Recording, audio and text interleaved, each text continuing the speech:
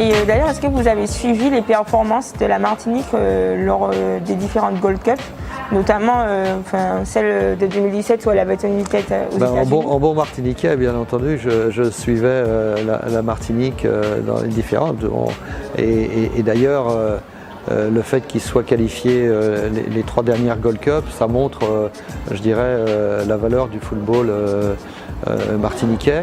Et ça me permet de tirer un coup de chapeau aux entraîneurs qui m'ont précédé, parce que moi je connais la difficulté pour se qualifier pour cette compétition et qu'il l'ait fait 4 fois sur 5 lors des 5 dernières participations. Moi je considère que c'est un exploit. Donc effectivement, après ils n'ont pas passé le premier tour, mais déjà de se qualifier, je peux vous dire qu'aujourd'hui c'est très compliqué déjà de faire partie des 16 participants à la Gold Cup. D'ailleurs, j'aimerais revenir un petit peu sur la rencontre qu'il y a eu entre la Martinique et Haïti en Coupe de Caraïbes en 2014. Ça s'est passé d'ailleurs en Martinique, si je ne me trompe pas. Non, c'était pas c'était en Jamaïque. D'accord. En Jamaïque. Ok. Donc malheureusement, la Martinique avait perdu 3-0 contre Haïti. Est-ce que vous avez le souvenir en fait de cette rencontre? Tout à fait, oui, bien sûr. La Martinique avait vraiment joué une malchance dans cette compétition, puisque le premier match, on leur a volé un but contre la Jamaïque, qui aurait dû leur permettre de battre la Jamaïque d'entrée de jeu. D'accord. Ils sont tombés sur Haïti dans le deuxième match, où on a fait vraiment, on peut dire, match égal. Et malheureusement, le gardien martiniquais a fait une bévue sur le premier but. Et après, le match a choisi son vainqueur, quoi. Mais vraiment, c'était une très belle opposition. C'était certainement un des meilleurs matchs que Haïti avait joué à l'époque. Et comme je vous le dis, moi, ma déception après, c'est d'apprendre le soir qu'il y a 6 joueurs qui repartaient pour la métropole et qui n'ont pas pu jouer le dernier match contre Antigua.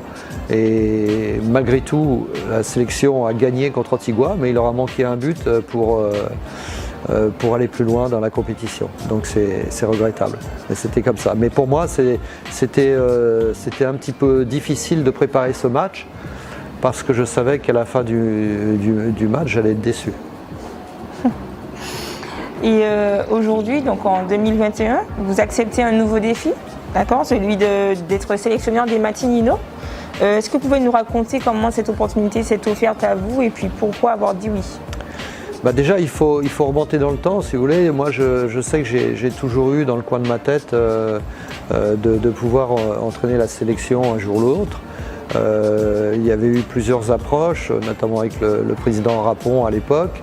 D'ailleurs, je tiens à vous signaler qu'en 2007, j'étais dans l'encadrement de la Martinique en Coupe des Caraïbes, et c'était à... je ne sais plus où c'était, 2007 en tout cas. Et voilà, et donc, mais pour des raisons ou pour d'autres, ça n'a pas pu se faire. Là, la situation était différente puisque le poste était vacant. Puisque Mario prenait la responsabilité technique de la Ligue et que moi j'étais libre. Donc les planètes étaient un petit peu alignées et donc j'ai accepté les propositions des dirigeants. D'accord. Après, nous avons vu, d'après ce que vous nous avez dit, on a vu un petit peu que vous connaissez le football martiniquais, mais est-ce que vous pouvez nous faire part un petit peu du jugement, de votre jugement quant au football martiniquais?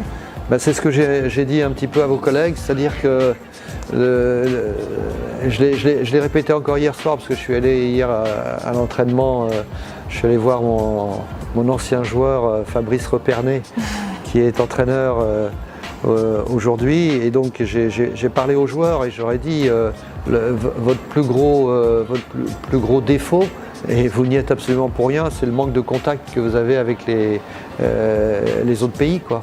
Je veux dire, malheureusement, ici, on joue un championnat qui est un championnat régional. Et donc, match après match, on joue le championnat, mais l'année d'après, on joue un championnat national, et l'année d'après, on joue un championnat national. Ce qui fait que le niveau n'est pas tiré vers le haut. Voilà, parce qu'il n'y a pas de possibilité de monter en National 3 ou en National 2 comme dans la région parisienne ou en métropole. Ici, même si vous êtes champion, l'année d'après, vous jouez contre les mêmes équipes. Donc pour moi, c'est un handicap. C'est un handicap. Les joueurs n'y sont pour rien, mais il leur manque cette expérience. À côté de ça, il faut savoir qu'ici, c'est très compliqué pour les clubs qui sont la plupart l'émanation d'une ville, donc qui dépendent beaucoup. Je vais vous donner un exemple. Hier, il y a les conditions sanitaires, on est tout à fait d'accord. Et donc, Fabrice, il entraîne ses joueurs à partir de 7h moins le quart. Et à 7h15, il y a un gars de la ville qui est venu me dire à 8h moins le quart, j'éteins l'électricité.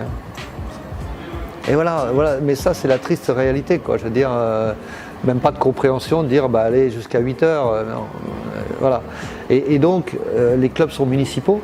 Et donc ça veut dire beaucoup de choses. C'est que l'aide, elle peut venir que des municipalités. On sait que les municipalités ont d'autres chats à fouetter que le football, que le sport en général. Hein. Il y a des problèmes sociaux, il y a des problèmes. Bon.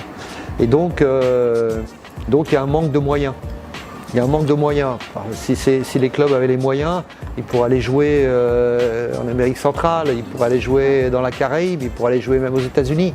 Mais ils n'ont pas ces moyens, donc ça leur manque cruellement pour pouvoir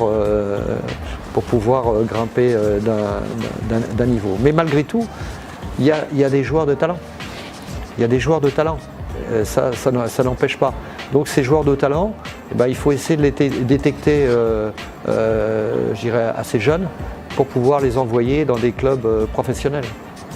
Hein, sachant que quand ils vont aller dans les clubs professionnels, ils vont revenir avec une plus grande expérience, ce qui sera tout bénéfice pour la sélection. D'accord. Et d'ailleurs, pourquoi ce choix de votre staff technique justement local? Parce que moi je vais être en métropole. Donc si moi je suis en métropole et que ici il y a des joueurs, je ne vais pas pouvoir les voir. Donc moi ce que je voulais, c'est que mon staff sont mes yeux ici pour m'indiquer quels sont les joueurs qui peuvent prétendre à la sélection. Donc voilà, j'ai préféré avoir un staff local. Il n'est pas dit que quand on fera la compétition, je vais mettre une personne ou deux en plus du staff pour, je dirais, encore plus professionnaliser le groupe. Mais pour l'instant, on va rester avec ce staff local. Très bien. Et alors, quelles sont vos ambitions avec les Matinino ? Les ambitions, elles sont claires. Je veux dire, si moi, les dirigeants m'ont fait venir, c'est pour